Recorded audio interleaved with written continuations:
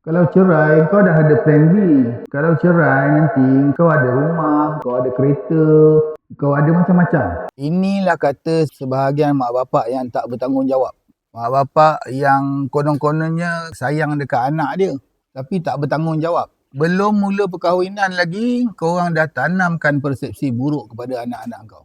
Pagi ni saya nak hantar quotation, invoice dan juga sedikit barang dekat satu buah sekolah. Alhamdulillah adalah sikit prasekolah tu dia minta barang. Kita kena betulkan persepsi pernikahan daripada awal lagi. Jangan tanam benda-benda tak baik. Sebelum pernikahan lagi mula, masyarakat kita selalu, mak bapak ke, makcik-pakcik ke, suruh anak tu bekerja, suruh anak tu ada simpanan apa semua untuk kalau kena tinggal dengan suami, nanti ada backup plan.